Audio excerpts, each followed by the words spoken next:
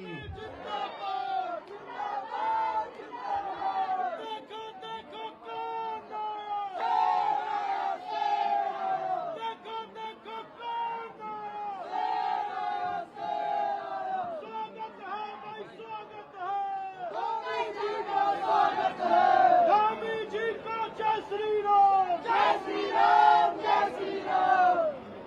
भारत माता की, भारत माता की। आज जौलजीबी मेले के शुभारंभ अवसर पर मंच पर आसीन धारचूला विधानसभा के माननीय विधायक आदरणीय हरीश धामी जी, गेड़ीहाट विधानसभा के माननीय विधायक श्री बिशन सिंह चुफाल जी, अस्कोट के हमारे कुंवर भानुराज पाल जी, भारतीय जनता पार्टी के जिलाध्यक्ष भाई गिरीश जोशी जी, मेयर पिथौरागढ़ कल्पना देवलाल जी, जिला पंचायत के अध्यक्ष श्री जितेंद्र प्रसाद जी, गणेश भंडारी जी, हेमराज बिष्ट जी, अशोक नबियाल जी, गुड्डू धामी जी, मंजुला बुग्याल जी, नारायण राम आर्य जी, प्रदीप रावत जी, दिवाकर जोशी जी, गगन सिंह रजवार जी, पूर्व विधायक, आशीष कुमार भटगई जी, जिलाध्यक्ष जिला अधिकारी पिथौरागढ़, रेखा यादव जी, पुलिस अधीक्षक दीपक सैनी जी, मुख्य विकास अधिकारी ब्रिगेडियर गौतम पठानिया जी, सुधांशु नौटियाल जी, डीआईजी एसएसबी मथुरादत्त जोशी जी, जगत सिंह खाती जी, धन सिंह धामी जी, ब्लॉक प्रमुख भारतीय जनता पार्टी के जिला प्रभारी श्री गोविंद सिंह तिलकवाल जी, सह प्रभारी निर्मल मेहरा जी, श्रीमती दीपिका बोरा जी, स्वामी वीरेंद्रानंद जी, राजू देवलाल जी, कविंद्र सिंह देवली जी, नन्हेलाल कलाकार जो आए हुए हैं, अनेकों हमारे इस मेले में प्रतिभाग करने वाले सभी हमारे व्यापारीगण, विभिन्न विभागों के सभी अधिकारीगण, स्टॉल लगाने वाली सभी हमारे भाई बहनें, मातृशक्ति मेले में दूर दूर से पधारे मेरे सभी बड़े बुजुर्ग, माताएं, बहनें, हमारे पूर्व सैनिक बड़ी संख्या में जो दिख रहे हैं, और स्कूलों से आए हुए हमारे सभी नन्हे मुन्ने प्यारे बच्चे, छात्र छात्राएं, मीडिया के हमारे सभी मित्र, सभी हमारे प्रशासन के अधिकारीगण, कर्मचारीगण, समस्त सुरक्षा बलों के अधिकारीगण, कर्मचारीगण, मैं सर्वप्रथम आज इतनी बड़ी संख्या में आप सब यहां पधारे हैं, मैं आप सभी का आज इस अवसर पर हृदय से आप सबका स्वागत करता हूं, आप सबका अभिनंदन करता हूं। आप सबने मेरा यहां पहुंचने पर बहुत स्वागत किया, अभिनंदन किया।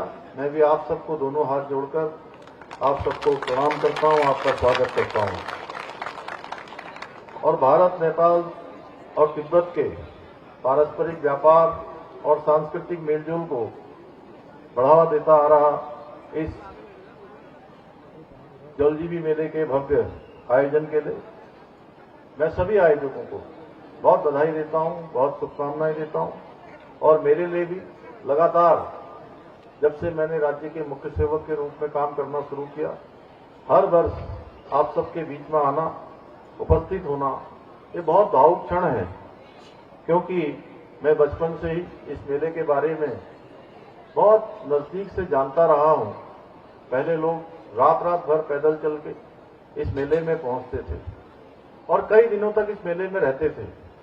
और यहाँ की संस्कृति है, यहाँ के रीति रिवाज हैं, यहाँ के त्योहार हैं, इन सभी को मुझे बहुत नजदीक से देखने का अवसर मिला है। और मैं यहाँ आने से पहले आज यहीं टुंडी बारमो के क्षेत्र में जहाँ मैं पैदा हुआ, आज प्रातःकाल उस भूमि को मैं प्रणाम करके आप सबके बीच में आया हूँ। इसलिए मेरा मानना है कि ये जौलजीबी का मेला केवल एक आयोजन नहीं है, बल्कि ये हमारे इस पूरे सीमांत क्षेत्र, पर्वतीय क्षेत्र के आर्थिक, सामाजिक और सांस्कृतिक जीवन का प्रतिनिधि मेला भी है। और ये मेला हमारा भारत, नेपाल, तिब्बत के व्यापारियों को न केवल एक अवसर देता है, बल्कि सीमाओं के भाईचारे में और उसकी एक नई डोर भी बुनने का काम और संबंधों को मजबूत करने का काम इस मेले के माध्यम से होता है। ये मेला भारत नेपाल की उस ऐतिहासिक मित्रता को भी ऑक्सीजन देता है जो सदियों से हमारे दिलों में बसता आया है। भाइयों बहनों, हम सभी जानते हैं हमारे इस पूरे क्षेत्र में भारत और नेपाल के बीच में रोटी बेटी का रिश्ता है, रोटी बेटी का संबंध है। और आज प्रधानमंत्री श्री नरेंद्र मोदी जी के नेतृत्व में ये मित्रता और अधिक मजबूत हुई है। केदारनाथ से लेकर पशुपतिनाथ तक जो एकात्मता और आस्था का सेतु बना है, वो हमारी साझा आध्यात्मिक विरासत का प्रतीक है। भाइयों बहनों, आदरणीय प्रधानमंत्री श्री नरेंद्र मोदी जी ने उत्तराखंड की रजत जयंती के अवसर पर कहा था कि उत्तराखंड की आत्मा उसके मेलों और त्योहारों में बसती है।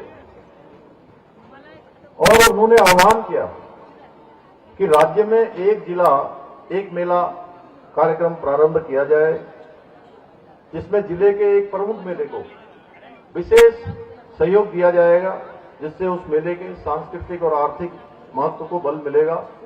मेले को कर्मबद्ध रूप में प्रत्येक 2 वर्ष में बदलकर सहयोग करने की रूपरेखा पर हम काम कर रहे हैं। भाइयों बहनों, हमारी सरकार ने विभिन्न परियोजनाओं के माध्यम से जनपद पिथौरागढ़ सहित इस क्षेत्र के समग्र विकास को सुनिश्चित करने के लिए पूर्ण प्रतिबद्धता के साथ अनेक कार्यों को आगे बढ़ाया है। अनेक काम हम कर रहे हैं।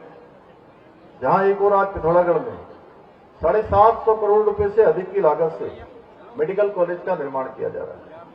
और इस निर्माण के पूरा हो जाने के बाद इस पूरे सीमांत क्षेत्र को अनेक सुविधाएं स्वास्थ्य के क्षेत्र में, जिसके लिए उन्हें दूरस्थ स्थानों पर जाना पड़ता था, उनको बाहर नहीं जाना पड़ेगा। यहीं पिथौरागढ़ में ही सारी सुविधाएं उपलब्ध हो जाए करेंगी। वहीं 34 करोड़ रुपए से अधिक की लागत से स्पोर्ट्स कॉलेज में आधुनिक मल्टीपर्पज हॉल का निर्माण कराया गया है। इसके साथ ही विकासखंड वेरीनाग में शीघ्र ही 28 करोड़ रुपए की लागत से एक भव्य स्टेडियम का निर्माण कार्य प्रारंभ होने जा रहा है। इतना ही नहीं, हम मेडिकल कॉलेज में ही 21 करोड़ रुपए की लागत से 50 बेड के क्रिटिकल केयर ब्लॉक का निर्माण भी करा रहे हैं। यहां महिला अस्पताल के उच्चीकरण के साथ साथ पुलिस प्रशासनिक भवन एवं फायर ब्रिगेड कार्यालय का निर्माण कार्य भी कराया गया है। इसके अलावा 25 करोड़ रुपए की लागत से अस्कोट, गंगोलीहाट, धारचूला में नए बस स्टेशनों के निर्माण के साथ ही पिथौरागढ़ में रोडवेज वर्कशॉप का निर्माण कार्य भी कराया जा रहा है। इतना ही नहीं, क्षेत्रों में प्रधानमंत्री ग्रामीण सड़क योजना के अंतर्गत 327 करोड़ रुपए से अधिक की लागत से विभिन्न सड़कों का निर्माण कार्य तेजी से आगे बढ़ रहा है। हमारी सरकार ने पिथौरागढ़ को हल्द्वानी, देहरादून और दिल्ली से हवाई सेवा के द्वारा भी जोड़ने का महत्वपूर्ण कार्य किया है। साथ ही पिथौरागढ़ और मुनस्यारी के लिए भी हेली सेवा भी प्रारंभ की गई है, जिससे स्थानीय जनता को, आने वाले पर्यटकों को बड़ी सुविधा मिली है। इसके अतिरिक्त अभी हमने हाल ही में पिथौरागढ़ हवाई अड्डे के विस्तार के लिए, जिससे कि यहां पर और उड़ानें आए और ज्यादा हवाई जहाज हमारे आए, अन्य सेवाएं प्रारंभ हो, अन्य शहरों के लिए भी सेवा प्रारंभ हो, इस हेतु 450 करोड़ रुपए की लागत से हम इसका विस्तार करने वाले हैं। एक बड़े हवाई अड्डे के निर्माण की दिशा में हम आगे बढ़ रहे हैं। रजत जयंती समारोह में आदरणीय प्रधानमंत्री श्री नरेंद्र मोदी जी के उपस्थिति में भारतीय विमानन प्राधिकरण और उत्तराखंड सरकार के मध्य नैनी-सैनी हवाई अड्डे के अधिग्रहण के लिए भी समझौते ज्ञापन पर हस्ताक्षर किए गए हैं। भाइयों बहनों, इन सभी कार्यों के साथ साथ हमने राज्य में कई राज्य हित में निर्णय भी और कठोर और ऐतिहासिक निर्णय भी लिए हैं, जिन्हें लागू करने की हिम्मत पहले नहीं हो पाती।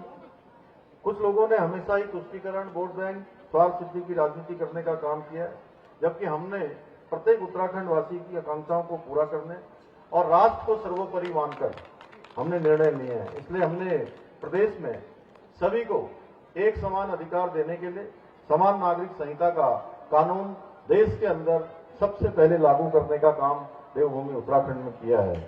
आप सभी जानते हैं,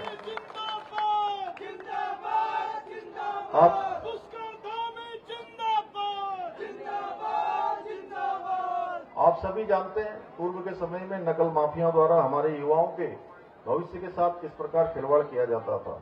हमने भर्ती प्रक्रियाओं को पारदर्शी और सरल बनाने के लिए, नकल माफियाओं पर अंकुश लगाने के लिए देश का सबसे सख्त नकल विरोधी कानून लागू किया, जिसका परिणाम हुआ कि पिछले 4.5 वर्षों में 25 वर्षों का रिकॉर्ड तोड़ते हुए 26,000 से अधिक युवाओं को सरकारी नौकरी प्राप्त करने में सफलता प्राप्त हुई है।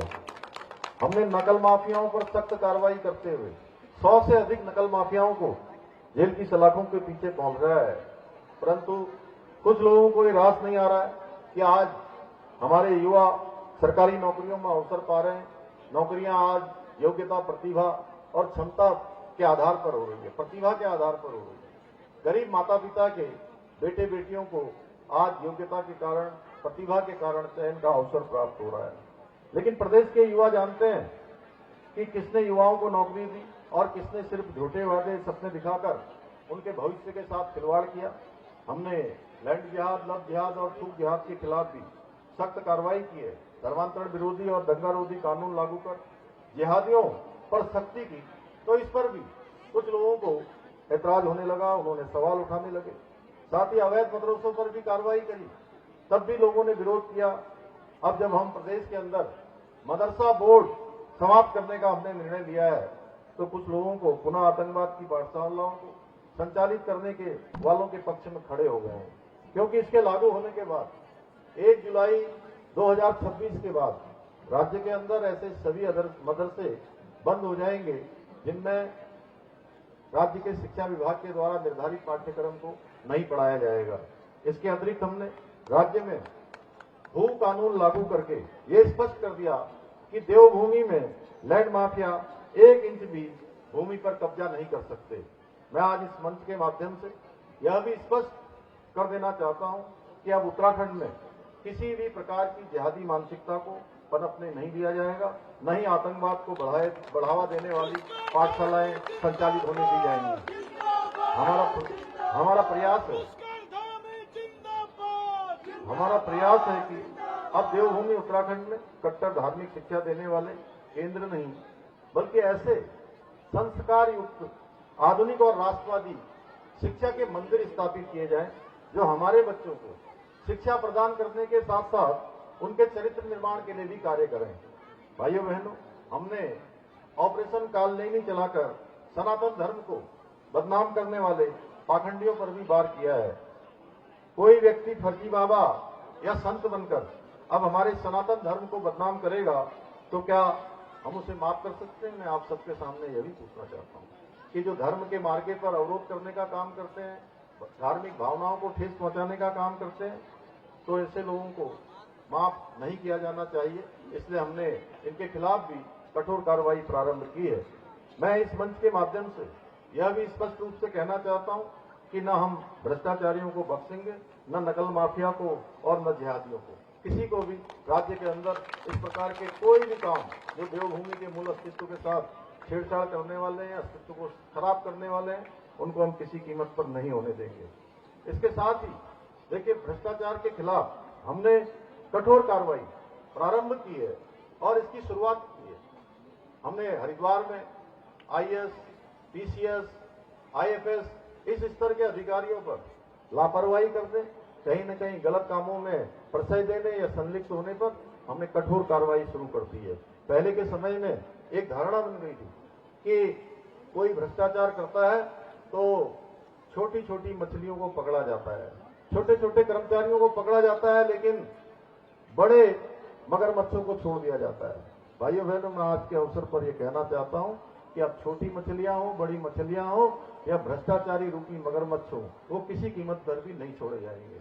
जैसा अभी हमारे विधायक जी ने कहा है यहाँ पर, तो मैं जिलाधिकारी को निर्देश देता हूँ कि वो तत्काल जो है इसके खिलाफ जो है तत्काल जो भी जांच है अपना जांच करें और कहीं पर भी कोई भी दोषी पाया जाता है तो उसके खिलाफ कठोर कार्रवाई की जाए।